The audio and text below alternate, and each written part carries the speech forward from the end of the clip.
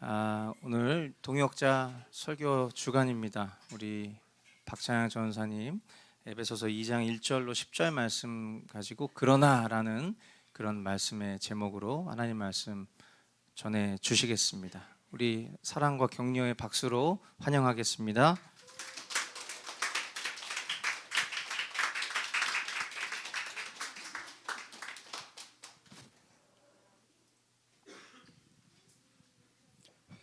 네, 오늘 그러나라는 설교의 제목을 가지고 함께 하나님 말씀 보겠습니다.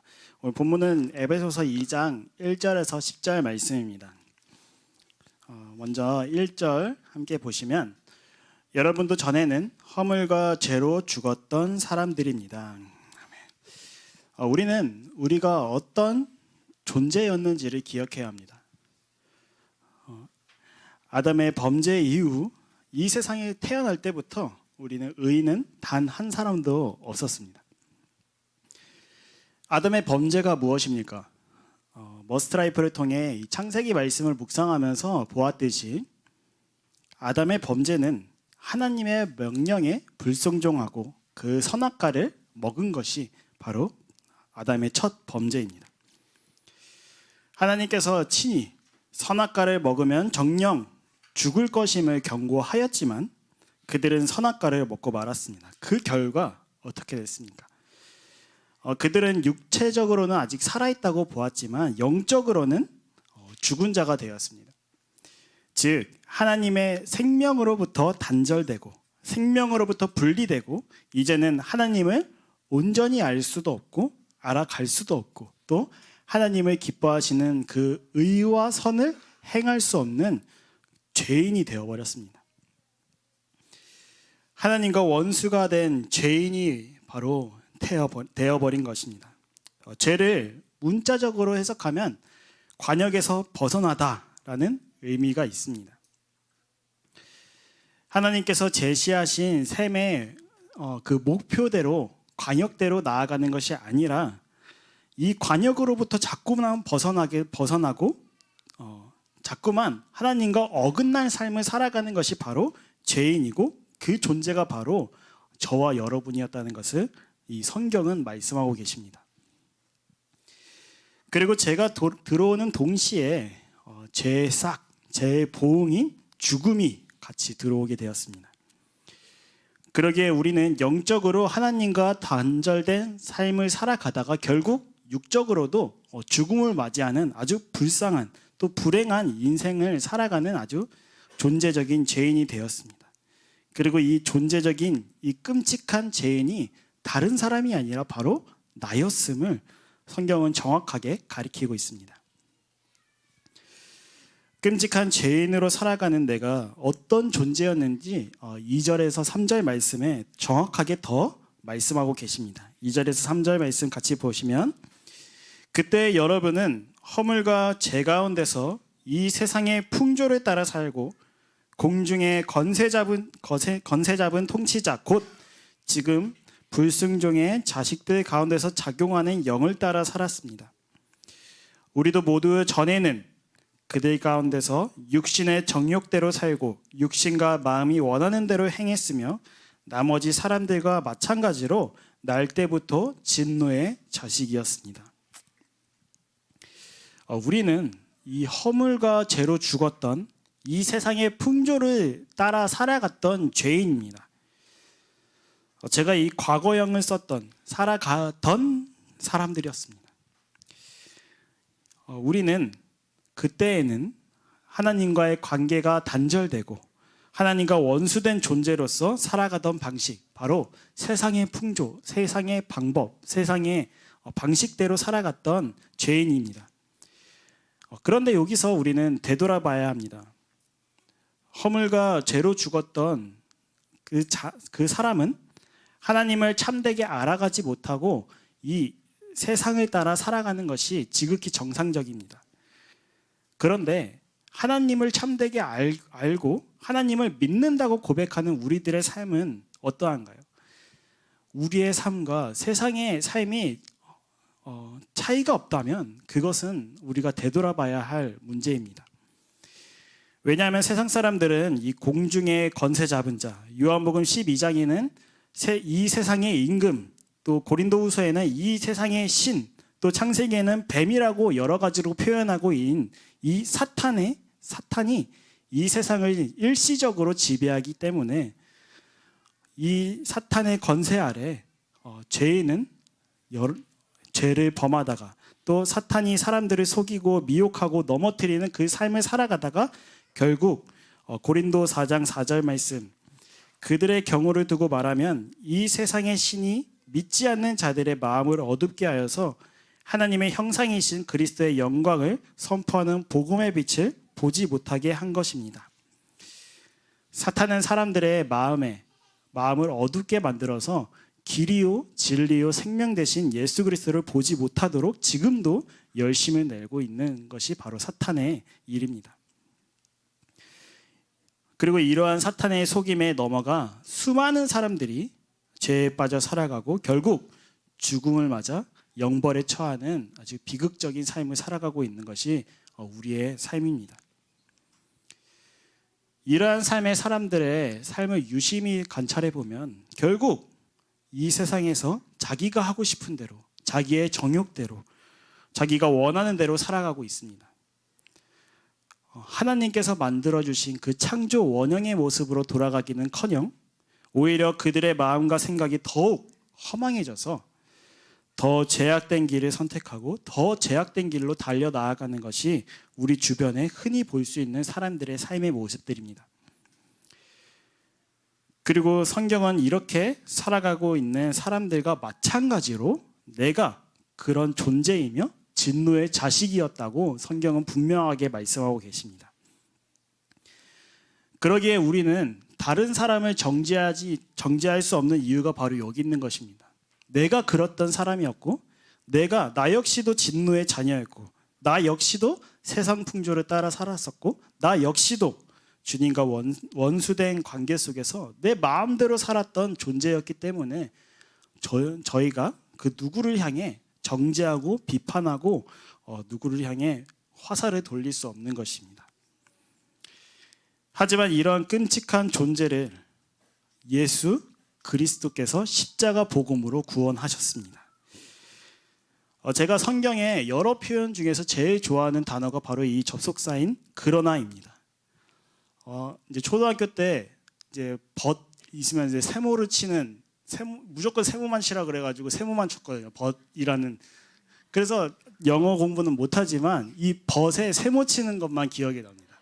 그래서 항상 이 성경을 볼 때 유독 눈에 들어오는 게 이 그러나라는 접속사가 항상 눈에 들어오는데 주님께서 이 그러나 이제는 우리가 어떤 존재로 하나님께서 위대하게 또 아름답게 우리의 존재를 바꾸어 주셨는지 4절에서 7절 말씀 함께 보겠습니다.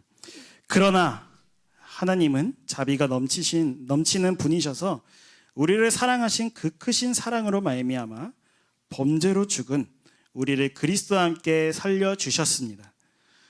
여러분은 은혜로 구원을 얻었습니다. 하나님께서 그리스도 예수 안에서 우리를 그분과 함께 살리시고 하늘에 함께 앉게 하셨습니다.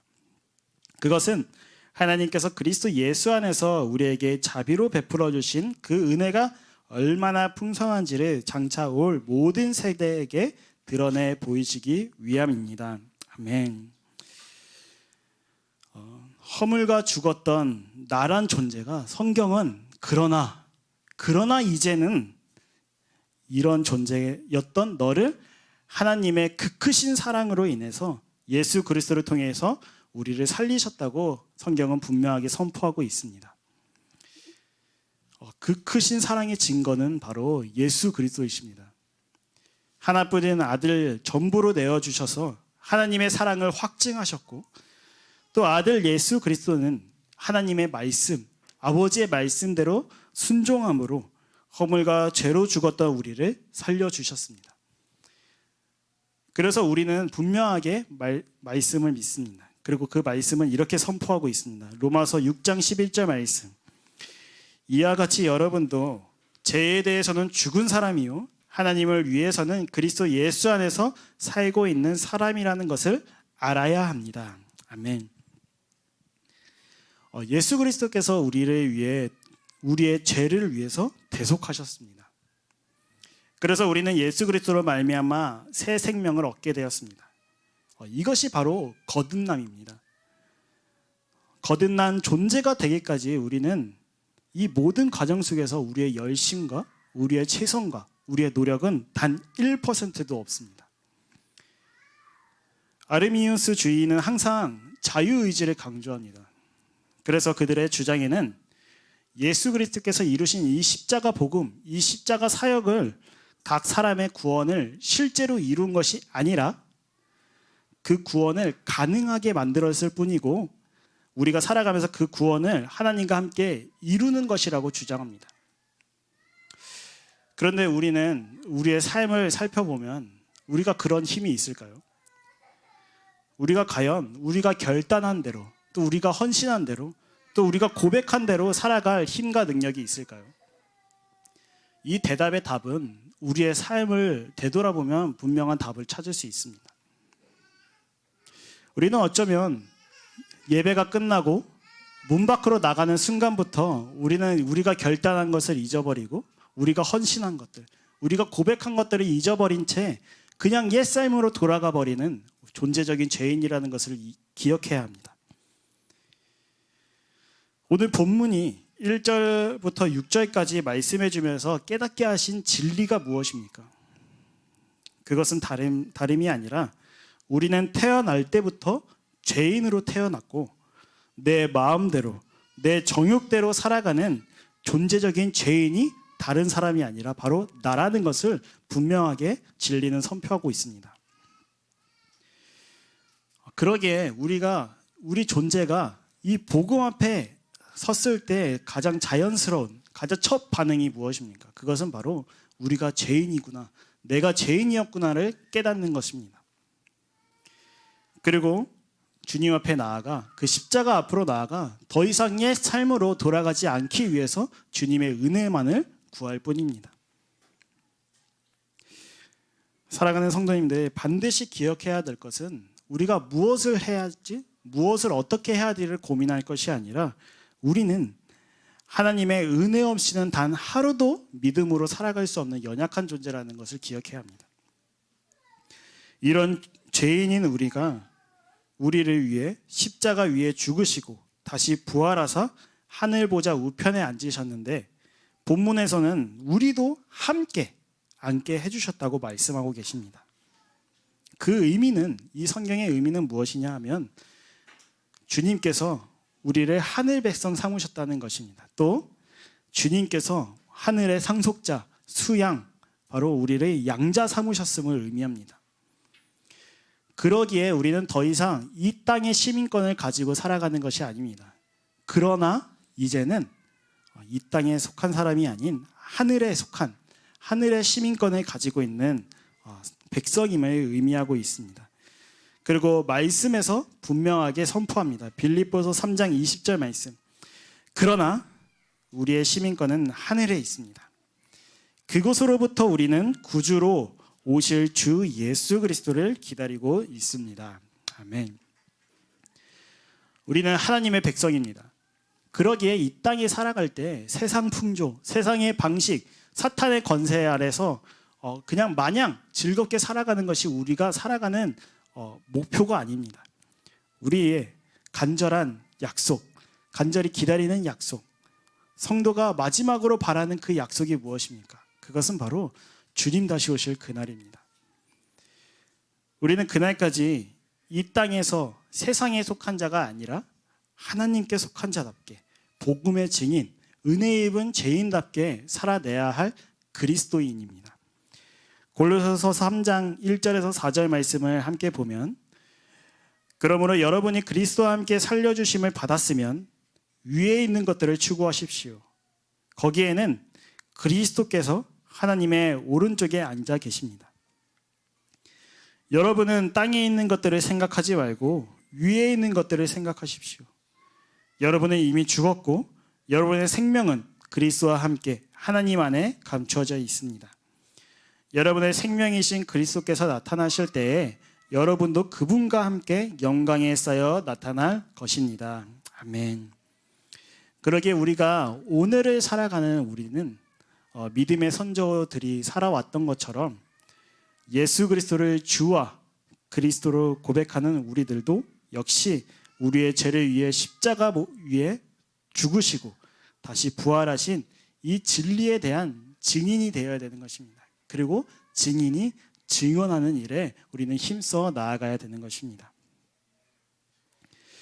이어서 8절에서 10절 말씀을 보면 여러분은 믿음을 통하여 은혜로 구원을 얻었습니다. 이것은 여러분에게서 난 것이 아니요 하나님의 선물입니다. 행위에서 난 것이 아닙니다. 그러므로 아무도 자랑할 수 없습니다. 우리는 하나님의 작품입니다. 선한 일을 하게 하시려고 하나님께서 그리스도 예수 안에서 우리를 만드셨습니다. 하나님께서 이렇게 미리 준비하신 것은 우리가 선한 일을 하며 살아가게 하시려는 것입니다. 아멘. 말씀을 보면 지속적으로 계속 강조하면서 반복되는 말씀들이 있습니다. 왜일까요? 그것은 너무나도 중요한데 우리가 이해하지 못하고 깨닫지 못하고 다른 쪽으로 관역에 벗어난 채 살아가고 있기 때문입니다. 구원은 행위로 구원받을 수 없다고 분명하게 말씀하셨는데 사람들은 이 말씀을 다르게 해석해서 다른 방향으로 해석하고 구원받을 수도 있을 거야. 다른 방법으로 행위로 구원받을 수도 있을 거야 라고 착각한 채 살아가기 때문에 성경은 분명하고 반복적으로 강조하고 있습니다. 우리의 삶을 들여다보면 매일 말씀과 기도를 하면서 살아가야 된다. 살아내야 된다. 믿음으로 살아내야 된다고 강조하면서 반복적으로 말하는 이유가 무엇입니까? 우리가 그렇게 살아가지 않기 때문입니다. 우리는 말씀 앞에 분명하게 서야 되고 말씀 앞에, 기도 앞에, 주님 앞에 분명하게 나아가 믿음으로 살아가야 할 그리스도인입니다. 그리고 그것이 우리가 마땅한 태도입니다. 그렇다면 이 믿음은 어떻게 생기는 것입니까? 올해 교회에 출석한다고 믿음이 자연스럽게 생길까요? 아니면 많은 봉사와 또 많은 헌금을 한다고 이 믿음이 자연스럽게 생기는 것일까요? 이 믿음은 바로 하나님께서 주시는 것입니다. 믿음도 하나님께서 주시고 또 예수 그리스도께서 십자가 위에서 우리의 죄를 위하여 죽으시고 부활하심으로 구원의 길을 열어주셨고 또 성령님을 통해서 우리가 믿음으로 살아갈 수 있도록 도와주시는데 여기서 다시 한 번 더 강조하자면 이 구원의 여정 속에서 우리의 최선과 우리의 노력과 우리의 열심은 단 1%도 없다는 것입니다. 우리의 노력도 우리의 최선도 없이 이 구원이 가능한 이유가 무엇입니까? 그것은 바로 하나님께서 우리에게 선물을 주셨기 때문입니다. 선물을 주는 사람이 아무리 자신의 전부를 준다고 할지라도 그것을 포장해서 상대방에게 준다고 할지라도 선물을 받는 사람이 자기가 원하고 자기가 바라고 있지 않는 선물을 받으면 참 기분이 나쁘지는 않겠죠? 기분은 좋겠지만 덜 기쁘겠죠?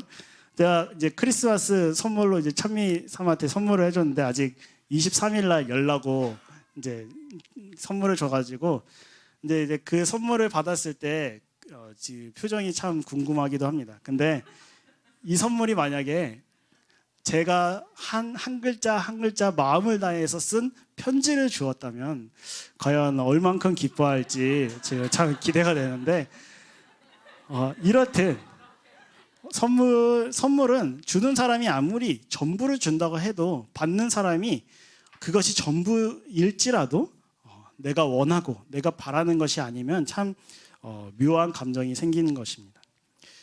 그런데 하나님께서 우리에게 선물을 주셨습니다. 그 선물은 하나님의 독생자이신 하나뿐인 아들 예수 그리스도를 주셨습니다.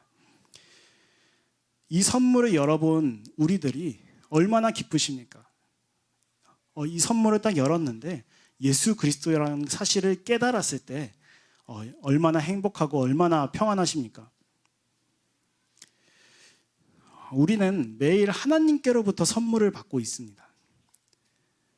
그리고 그 선물로 인해서 오늘을 살아갈 수 있고 영생의 길을 걸어갈 수 있습니다. 그런데 어쩌면 우리의 태도가 매일 똑같은 선물을 받는다고 실증을 내고 있지 않는지, 점점 이 선물이 나에게 지겨워지고 나에게 아무것도 아닌 무감각해져 버리고 감각해져 버리고 있지는 않는지 우리는 돌아봐야 할 때입니다.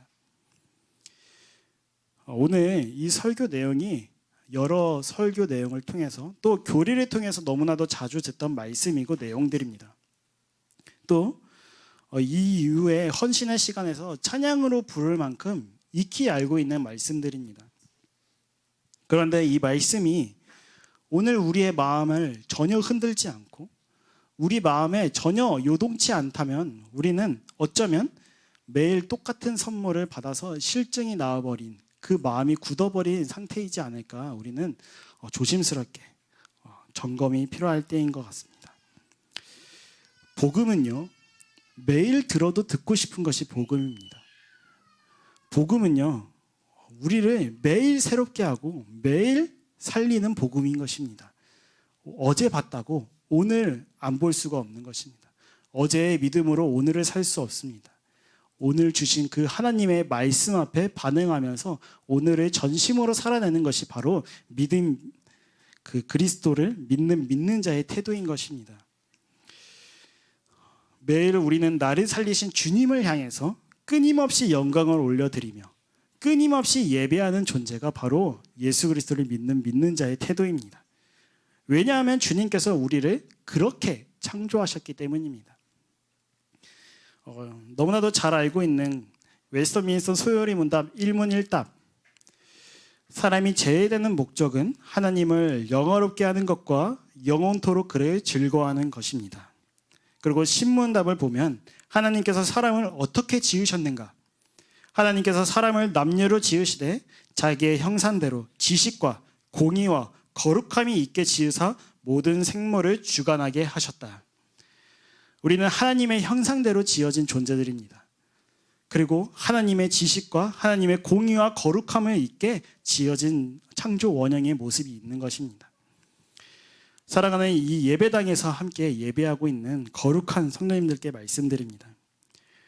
주님께서는 우리를 끝까지 포기하지 않으십니다. 그리고 반드시 우리를 창조 원형의 모습으로 돌아가게 하실 것입니다. 참 신기하지 않습니까? 1절에서 6절 말씀을 보면 전혀 우리가 창조 원형의 모습으로 돌아갈 수 없는 불가능한 존재였습니다. 그리고 오히려 그것으로 돌아가기는커녕 그 마음과 생각이 허망해져서 그와 반대로 달려가던 그 존재가 그러나 이제 예수 그리스도의 그 십자가 복음으로 인해서 이렇게 변했습니다. 우리는 그리스도 안에서 거듭났습니다. 그리고 주님께서 거듭난 존재, 그 존재답게 살아나게 하실 것입니다. 우리의 존재, 우리의 자체로는 선이 될 수 없습니다. 우리의 자체로는, 우리의 존재 자체로는 선한 일을 또 선한 영향력을 발휘할 수도 없는 존재입니다. 그러나 이제는 나는 죽었고 이제 내가 사는 것은 내 안에 그리스도를 믿는 믿음으로 사는 것이기에 그분께서 우리의 자격이 되어주시고 그분께서 우리의 선이 되어주시고 우리의 의가 되어주시고 우리의 선한 일을 할 수 있도록 살아갈 수 있도록 힘이 되어주십니다. 그런데 우리 마음 가운데 저 같은 게 어떻게 선하게 살아갈 수 있을까요? 라고 속임이 들어올 수도 있습니다. 뭘 더 해야 되지 않을까요? 뭘 더 내야 되지 않을까요? 뭘 더 행해야 구원받을 수 있지 않을까요? 라고 고민할 수도 있습니다. 그러나 오늘 성민 형제 기도처럼 또 우리 계단에 내려올 때 그 말씀처럼 수고하고 무거운 짐진 자들아 다 내게로 오라. 내가 너희를 쉬게 하리라. 주님이 말씀하셨습니다. 우리 주님께 모든 무거운 짐들 내려놓고 주님 앞으로 나아가 이 약속의 말씀 붙잡았으면 좋겠습니다. 그 약속의 말씀은 디도서 2장 14절 말씀입니다. 함께 읽겠습니다. 그리스도께서는 우리를 위하여 자기 몸을 내주셨습니다. 그것은 우리를 모든 불법에서 건져내시고 깨끗하게 하셔서 선한 일에 열심을 내는 백성으로 삼으시려는 것입니다. 아멘. 우리가 아직 원수일 때, 우리가 아직 죄인일 때 주님께서 십자가 복음을 이루신 것입니다. 우리가 어떤 것을 하고 어떤 조건이 갖춰져서 주님께서 십자가 복음을 이루신 것이 아니라 우리가 아직 연약하고 우리가 아직 죄인일 때 주님께서 이 십자가 위에 단번에 이 복음을 이루셨습니다. 그리고 그렇게 살아갈 수 있도록 모든 은혜의 조치를 해 놓으셨습니다. 그러니 이제는 담대히 주님 앞에 나아가 주님과 함께 선한 일에 열심을 내는 하나님의 백성, 또 거룩한 머스트 공동체가 되기를 간절히 소망합니다. 기도하겠습니다.